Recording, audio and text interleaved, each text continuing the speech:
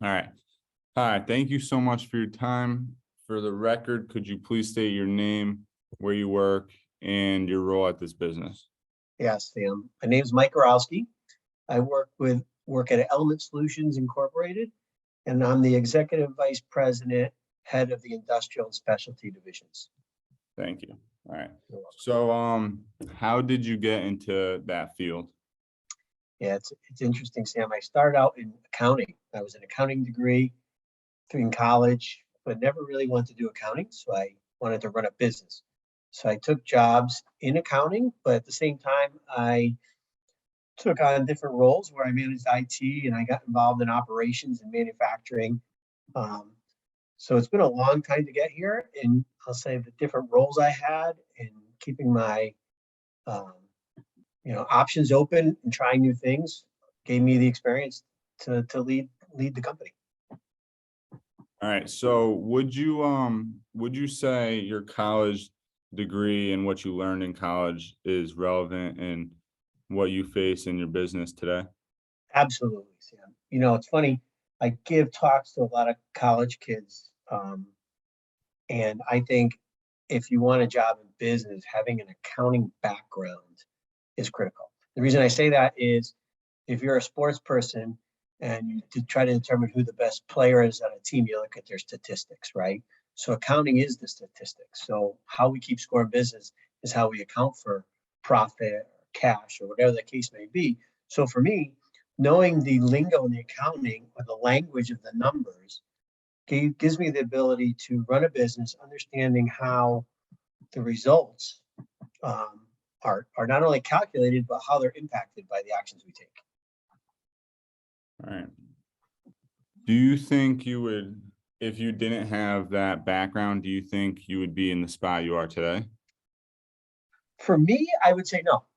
I think for me, I think understanding the accounting side of the business first, and then taking on things like operations and IT and sales and commercial. I think I needed the numbers foundation first. But not to say you couldn't have got there. I know many people that have gotten there with different avenues, but for me, I think it was important to have that background first. All right. So, what kind of challenges and struggles do you face professionally? Yeah. Okay. So it's interesting. Right now, I think the biggest struggle, there's two, I would say. One is people. Um, right now, it's hard to get good people to work. So we're constantly recruiting. We essentially recruit all the time. Keeping good people because there's not a lot of jobs in the current market out there. So keeping your people and recruiting people is critical. And the other big challenge we face today is just built around the supply chain of our materials. It's a difficult time with freight and logistics and the demand globally to get the products we need um, in our manufacturing sites to produce for our customers. So it's about people and raw material logistics challenges today. All right. Well, so speaking of challenges, what challenges did COVID impose on your business and how did you overcome those? Yeah, COVID was something none of us expected. Um, we have business continuity plans in our business, but none of them really took into account for a virus. They're all around natural disasters um, or, or things of that nature. So when we faced COVID, it was different for us, right? So we had to change how we did work. We met every day. We had to put safety practices in place for our employees. Many employees work from home, so that brought challenges in getting them the tools and so they can do their job from home. But many of our employees couldn't go home. So the challenge was how do we keep our plants running, and we have plants all around the world. So every country has their own regulations. So we made a goal to protect our people greater than whatever regulations were locally. So creating a safe environment for them, making sure we can produce products to our customers, our people are safe.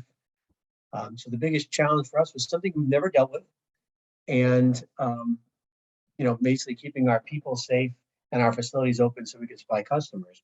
Because many of our products are used in the medical industry, which as everybody knows, during COVID, that was an industry that was struggling to keep up with the demand of the patients to begin with.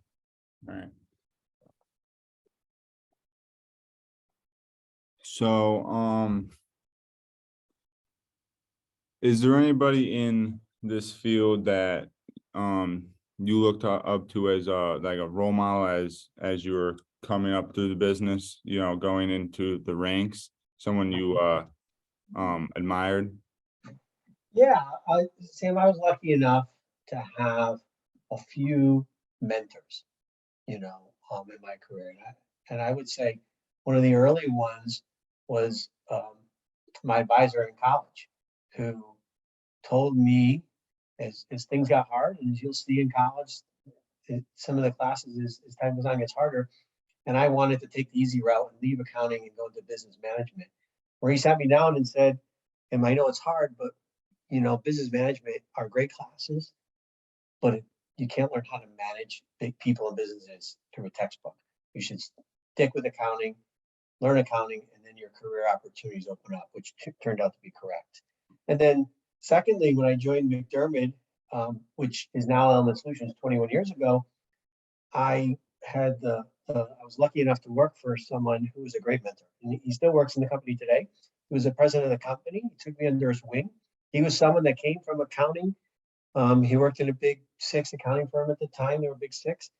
Was a CPA, but then learned the ropes on business. And he really took me under his wing and showed me how the numbers and metrics work. He gave me opportunities in operations in areas that I didn't necessarily have the skill set to do, but he mentored me and helped me along the way. So I would say one early in my career that kept me focused on, what I should get out of college and what will help me in my career. And then I was lucky enough early in my career to have a strong boss and mentor that guided me, gave me opportunities, set me up in areas where I maybe didn't have the experience, but he gave me an opportunity and helped me along the way. Right, so would you say that, like obviously along with college, but having a mentor is almost better than what you could learn through textbooks and, inside classes? Well, I think you need to learn the foundation through classes, right? But I think once I started working, having a mentor was critical, because with somebody you could ask those silly questions to and feel safe, right? I say many times today, one of the things I learned from my mentor is the only bad question is the question not asked. But as a younger person in the workforce, you're maybe more nervous to ask questions. So having that mentor to ask questions, to bounce things off of, to me, was critical in gaining the next step. So I can't say it's an either or, because the foundation you learn in college and the classroom is important, because it gives you the ability to do the job. But having someone real time, real life to help and guide you is critical to any advancement. All right, thank you. Yeah. The degree gets you in the door, Sam, and then what you do and the resources around you will get you advancement. All right. So how is balancing the business life and social life, like home life, anything outside of business? Yeah, it's hard, and it's something you have to work for, right? Especially nowadays. When I first started working, we didn't have emails, we didn't have cell phones. Now we do. So it was easier in the past to shut off from work, go be with your family. And nowadays we're essentially available 24/7. And you can let yourself be consumed by it. And then many times it's expected, especially as you grow in the organization. Even when you're on vacation, you're taking calls and you're answering emails because business continues. It's a challenge. It's something that you need to set your priorities straight, and work towards. Something I worked hard my whole career, because I wanted to advance my career, but I also wanted to be there to coach my kids, be with my family, be present when they're around. And one of the mottos I've always had, Sam, is, work to live, not live to work. And funny enough, I have a poem called called The Station. It sits on my wall too. And little things like that keep you focused and guided, right? I look at it, I glance at it, and the poem's all about really work-life balance. What do you want to get out of life? It's not all about work. So it's something, Sam, I think for your generation, it's going to be even harder than it was for my generation because we started out without technology. Technology now is going to make people have to work harder. And by work harder, I mean, I put personal items on my calendar just like I would put a professional item because otherwise you're going to overlook that and overbook yourself to work. So I think in today's day and age, it's hard. It's a challenge every day and it's a balance. But it's definitely achievable if your priorities are in the right place. All right. So you would say those, like you were saying, like those little things throughout the day helps keep you motivated to work harder to be able to spend more time doing things like with your kids and at home. Absolutely. I mean, it's something that, listen, work is important and work gives you the ability to do more with your family. But yeah, you gotta keep it in perspective and you gotta carve out time to be with your family. So as I said before, technology makes it difficult, but also made it better. I know when my kids were younger, I used to a lot of time leave to come home from work to be able to have dinner, spend some time with them. And then when they went to bed, I was able to open my computer, connect to work and work from home. So instead of staying at the office till 8 or 9, I would break, come home for 2 or 3 hours and then start work again. So I think if your priorities are straight and your families are important to you and you make the commitment, um, that's key. That was key for me anyway. Hmm. So is there, obviously you've been in the business for a long time. How many years would you say? Well, I've been with my current company, which has changed owners and names a few times for 21 years, but I've been working right now for 30 years. All right. So in those 21 to 30 years, is there anything you would do differently throughout just to change something or? It's a great question, but I don't think so. I think, one of the reasons I stuck with what I was doing and the companies I worked for, because really since I graduated college, I've only had I've worked for 3 companies essentially over that time frame. I think I would have kept it the same. They all gave me opportunities. There's not much I would have changed. I guess that's why I stayed here long enough, as long as I have. Well, that's good then. Yeah, yeah, absolutely. So what would a typical day by day be for you, like just a normal day in the life? Yeah. So for me, I spend a lot of time in meetings.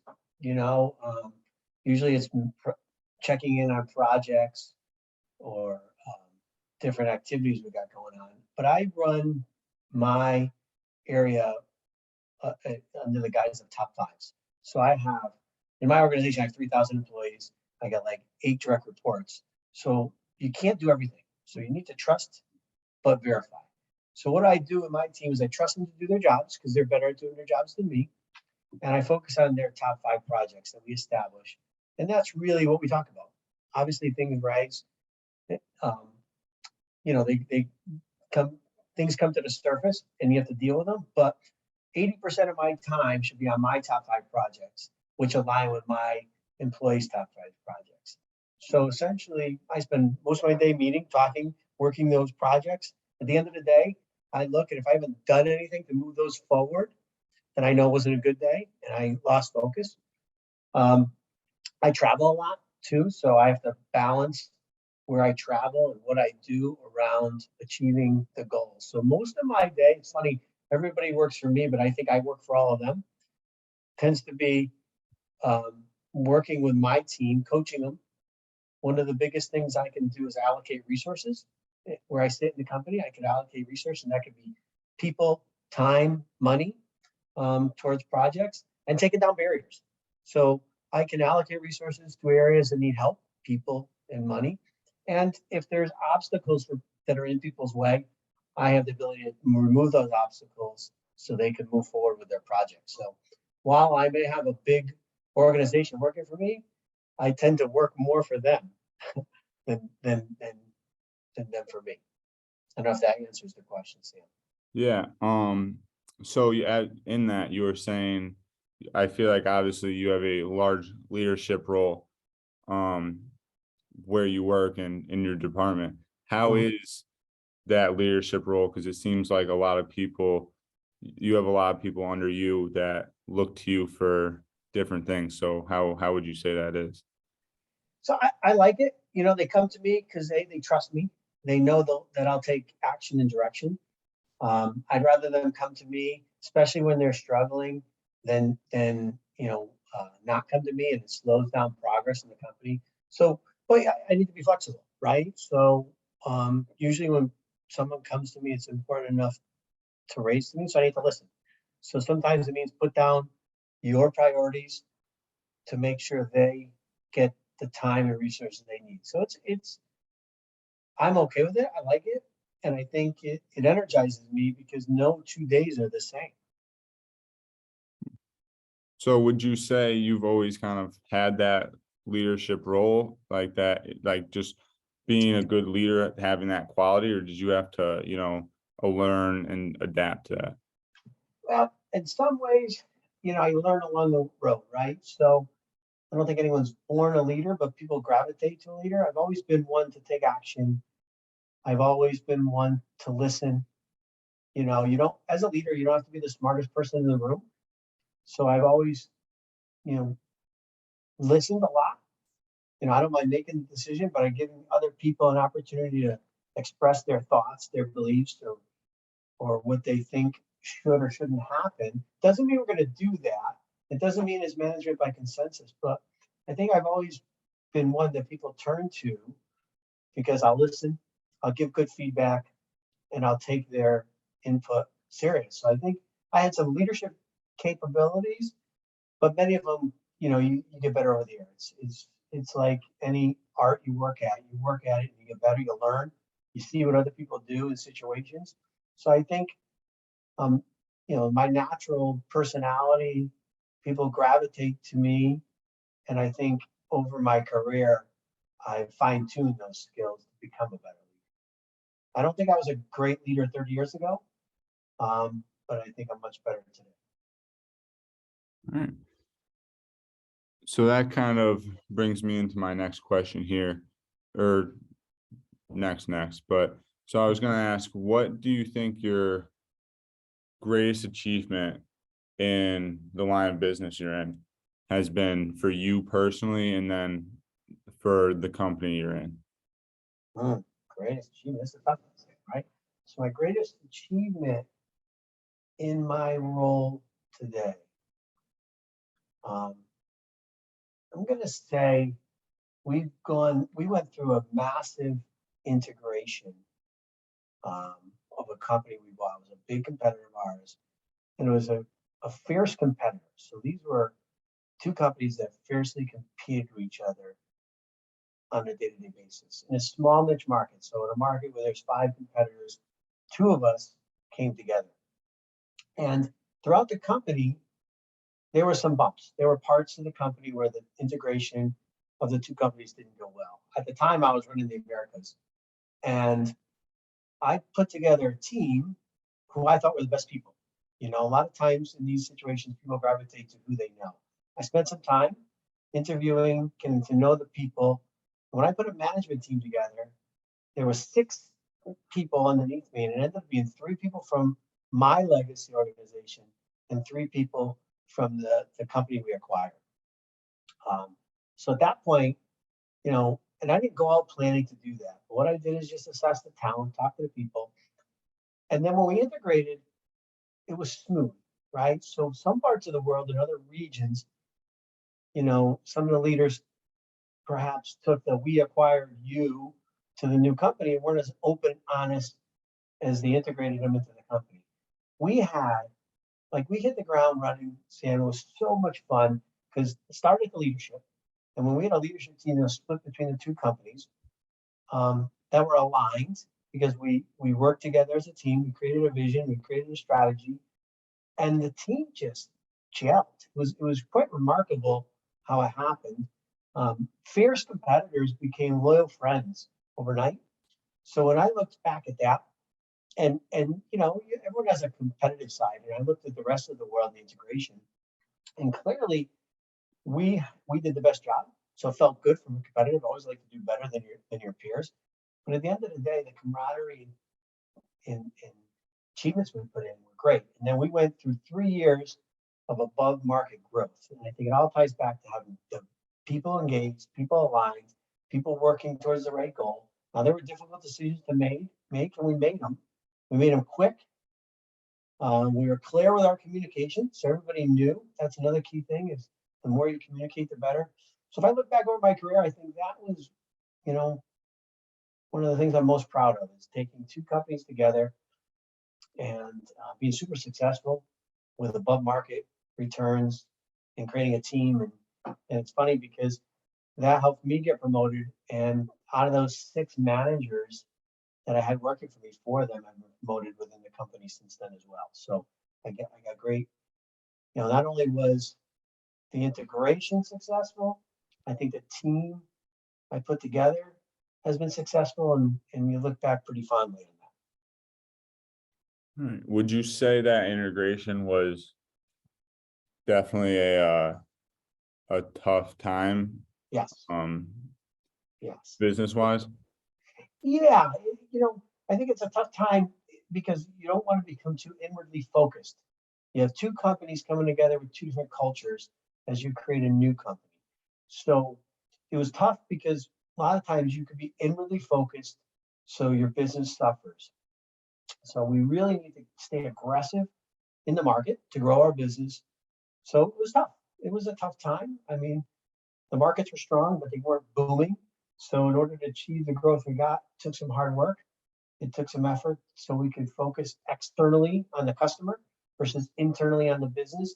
And I think it goes back to how we organized the business, created clear goals and alignment, and communicated those, allowed people to be comfortable in their jobs, so we're able to be successful. So it was really hard, though. It is hard when you're putting people together and you're changing the culture. Some people didn't fit, quite frankly, and they either joined or we had to move on.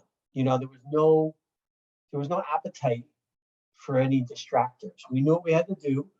We were aligned moving forward, and people got in the way. In a sense, we would have to move on, and you have to make tough decisions. All right.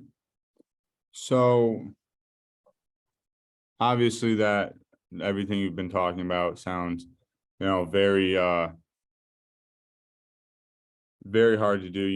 It seems like you need a lot of skills, a lot of experience. Bringing me into my next question, what skills would you say, particularly for your position, would you need day to day to just keep things, smooth and efficient? So I think the key things for me is organization. You need to be organized, right? Whatever works for you, you need to find a system to stay organized, and that will keep you focused and help you in prioritization. So if you're organized and focused, you'll be more successful. The other thing, clearly, it's all about communication. So communication is 2 ways. Communication isn't just me talking and telling everyone. From my side, communication goes both ways. So having the ability to communicate so everyone understands and also listen. And I'll be honest with you, early in my career, listening was harder, right? Sometimes it's good to just listen, and it's hard. And once I got better at listening, I became a better communicator. So prioritization, and communication is critical to be successful. All right. So do you ever see yourself, like every now and again, you might, start lacking on organization or, listening? What do you do to, focus back up, get back on, Yeah, that's a good point. So what I do is I have my top 5 I mentioned, and my top 5 is on my board in my office. I also keep a list of things. So for me, it's about what I need to get done and does it tie into my top 5? And if I'm not working on my top projects, then I'm not being effective in my role. So one of the ways I keep focused and prioritized, I keep right in front of me what my goals and objectives are all the time. And I'm a big list person, so I write down what I need to do and I cross it off as I finish them. And if I'm not crossing things off, either A, my list didn't tie in with my objectives and prioritization, or I didn't get things done as I should. So having clear objective goals is critical. All right. Tying into that last question, what new skills do you think people in the business need to acquire to be successful in the changing business environment? Yeah, so I still think communication is critical, right? Like I said before. But I think nowadays, the new people coming into work and people that want to grow in a company, they're going to need to embrace technology, right? And how you utilize technology. One way is data, right? How do you get information, organize information so you can make decisions? So I think leveraging technology, being really good at organizing and understanding data, because you need data to drive decisions. All right. Would you say technology, um, would you say it is a better thing that it helps you every day, or do you see it sometimes being a distraction? No, it could be both, right? So technology, if you raise some technology can make you way more efficient. And I think it's really important, but at the same time, it could be a distraction. Um, I think in some ways, technology allows us to get information faster and do things faster. Although sometimes you need to take a deep breath and slow down. Um, but at the same time, there's so much information, you can get trapped. All right, so before we end the interview and depart, is there any last piece of advice that you could give me? Sure, sure. So what I would say is be a sponge. When you start working, I see this a lot when young people enter the workforce, you know, um, a little bit of humility, being humble is not a bad thing. Being confident but humble. You know, a lot of times younger folk enter the workforce, done really well in school, and they come with an attitude that they already know everything. Um, what I think is you should be humble in the sense that you don't know everything. Find a mentor to learn, you know, to lean on, ask questions, because that's how you'll learn. So and be yourself, Sam. You're going to go to work and you're going to see some people that are successful because of how they act, but you need to be yourself. You'll never be successful when you step out of yourself and be someone else. So I would say be humble, listen, ask questions. That doesn't mean don't be aggressive. And be yourself. Be yourself. All right, thank you. Appreciate You're that. Thank you for everything you have done, taking time out your day. I really appreciate that. Anytime. Appreciate the opportunity you gave me here. Anytime, Sam. You know that. Thank you. You're welcome.